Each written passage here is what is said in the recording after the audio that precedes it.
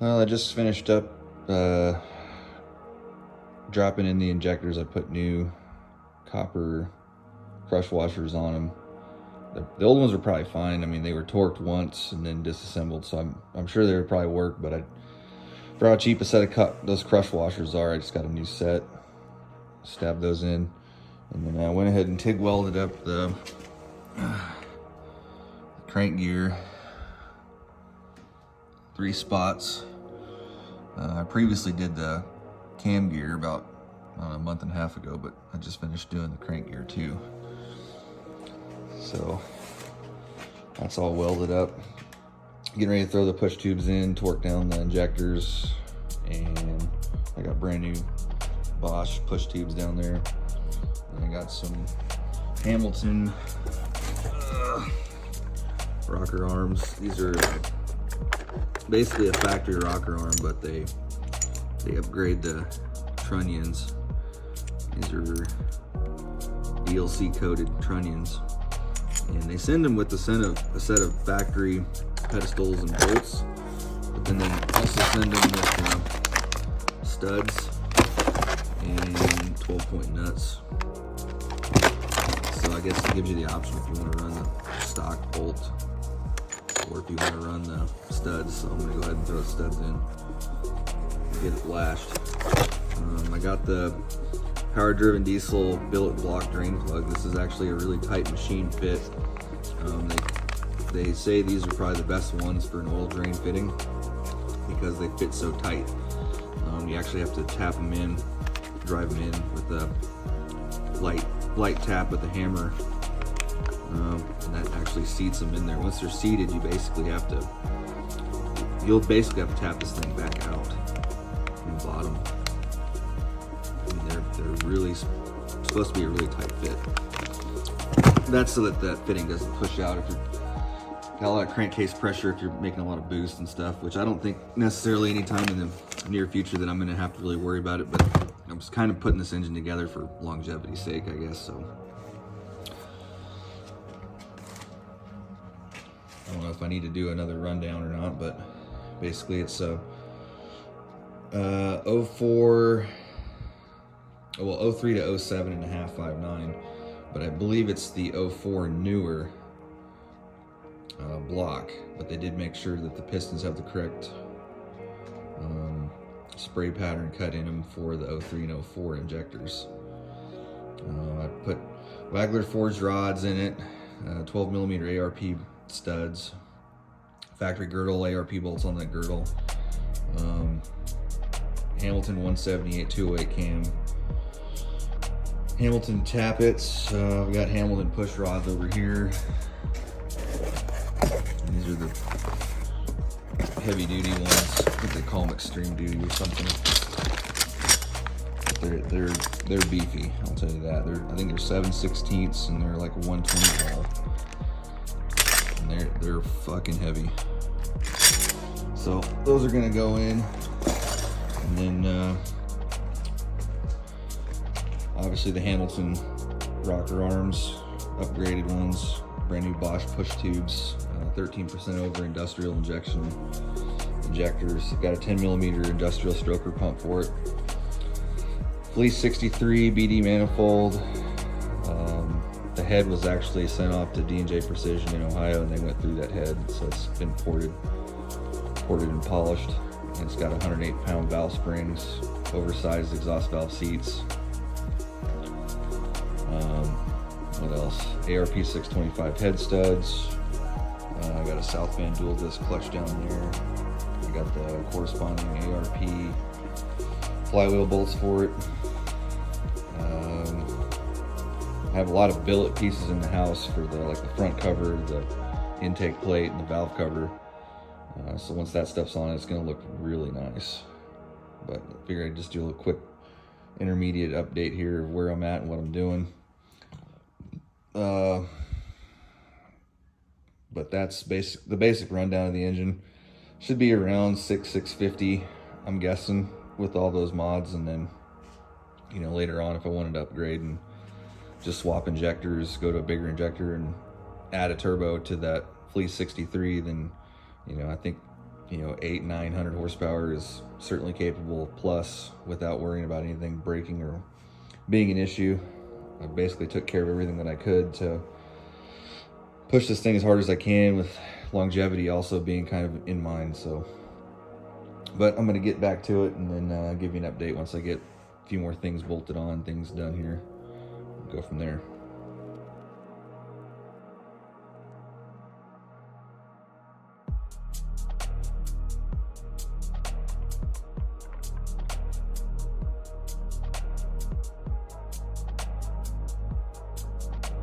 So just a heads up on the Hamilton Extreme push rods that are like 750 horsepower plus.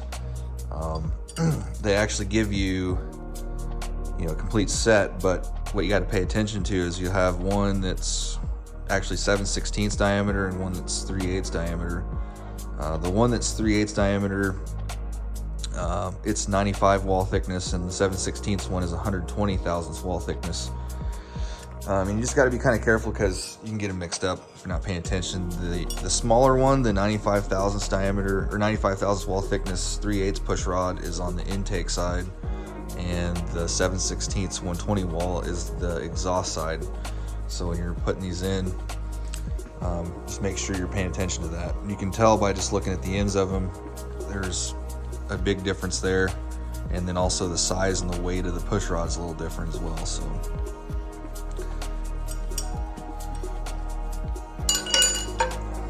what I've been using for assembly lube on push rods is this stuff.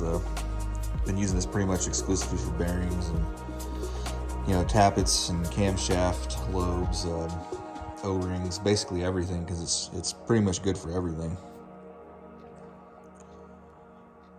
It's super tacky, and that's why I kind of really like it. So once it gets on, it's on.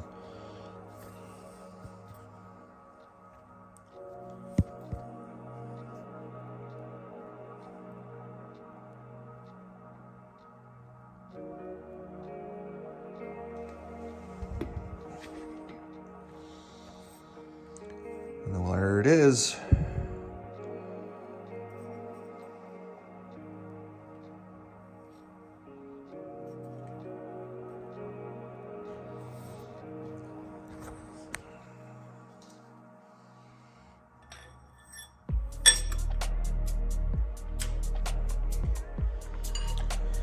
Do the last intake push rod, and then we'll start getting these all took apart and get the trunnions lubricated, and then make sure that the pedestal bases are clean, wiped down, free of oil. Then lubricate the studs, get those in there. Back off the jam nuts on all the rocker arms so that they're not putting any tension on the push rods, and then torque those down to 27 foot-pounds. And we'll start lashing valves. Okay, quick update. Got the rocker arms, push rods installed, the bridge is on, injectors in, push tubes in. Push tubes are torqued, rocker arms are torqued, valves are lashed. I went a little tight on the lash, but it's the closer tolerance of what's acceptable. So I don't remember where I saw it, but there's a couple places online, I guess you can look it up, but the clearance minimums on intake is 6 thousandths, maximum is 15 thousandths, and then for exhaust the minimum is 15 thousandths, maximum is 30 thousandths. As long as you fall in that range, you don't have to make an adjustment on an engine. But setting up the initial lash, I went just a little tight. I went 6 on the intake and 15 on the exhaust, because I'm sure after this thing warms up and heat cycles a few times, it's going to immediately loosen up a little bit. And I'll come back in and relash it, or at least check lash and see if it's still within specs. Ideally, I guess kind of the middle of the range, kind of where you want to be at, somewhere in the 10 thousandths intake, 20 thousandths exhaust. But like I said, you can run a little tighter on for your minimums. So we're gonna run the minimum and see where that ends up after we run it for a few times, get the engine broke in, and then go from there. So now that that's all done, I'm I'm gonna clean up the surface there for where the rocker box is gonna sit. I already notched the rocker box earlier today, right there, so that it will clear that back head stud. I've got new wiring harnesses to go in the rocker box, so I'll probably install those as well. And then rocker box will be installed, injectors will be wired to the harness for the rocker box at least, and then we'll go from there. So I may have time today, kind of depends, I guess. I'd like to get the valve cover on and the intake plate, and then just kind of mock up the front cover, because I still need to put the gear in there in the CP3. I want to do that, and then also I want to be able to prime the engine. So this oil pump's going to come out, and I'm going to remove this gear completely. I'm going to weld a socket on here so I can run a drill, and then this pump will just be permanently for priming Cummins engines, 5.9s and 6.7s at least. And then I've got another one. It's a Melling oil pump. That's the one I'm going to end up running. So I'll use this one just to prime. But anyway, that's the update on what's going on. Making some progress today. And we'll check back with you later. One other thing I forgot to mention is when you're installing these rocker arms, is you want to check to make sure that the dots on your bridges are facing the front, or it would be on the intake valves. So your exhaust valves will sit to the back, these two, and then your intake valves are right here. So I don't know that it matters, but I just know that that's the way the factory installs them. I don't know if there's more clearance one way versus the other, or what the deal is, but just make sure you do that. Okay, rocker box is installed. Injectors are wired up and ready to put the valve cover on and start closing up some of the stuff on the engine. I don't know if I'm going to do the intake plate or not today, or the front cover. I might just mock it up, just like kind of see what it looks like. So stay tuned. Okay, so a little update. Went ahead and broke out the valve cover, front cover, and the intake plate. So I just wanted to see kind of how everything looked. And man, I'll tell you what, bean machine front cover with the O-ring on it, that is slick. Really nice. And this is Industrial Injection makes this one, this plate. I just kind of set it up there. It's not, don't have a gasket yet or the map sensor, so I'm waiting on a few things, but figured I'd just stick it up there and see what it looks like. And full send diesel, they have a couple different valve covers. There's like a V something 1 or V2 or something like that, different designs. It's just different size hexes in the valve cover, and you can get them, you know, like flat, or you can get them like some of it painted black or powder coated black, whatnot. Different styles, designs, whatever. But man, those things just turn out nice. That is a really nice valve cover. It was pricey, but you know, you get what you pay for, I guess. Sure is slick. That is going to be a slick looking motor when it's all together and done and sitting in there.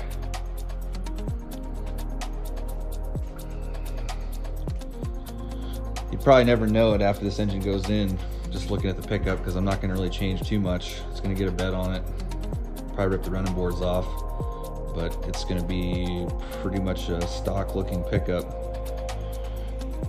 Just you know, 650 horsepower common rail with South Bend twin disc and a 6-speed, and a lot of potential on the upside, because you know, 13% over injectors, you know, you swap those out, and it's only gonna have this Fleece 63 on it. So add a turbo, swap injectors, and now you're off to the races if you really wanted to do that. But I think just a nice street driver, reliable, pulls a 40-foot gooseneck down the road real nice. Should work pretty good. Went ahead and installed the power-driven diesel oil drain on here. It was a really tight fit, had to tap it in real easy.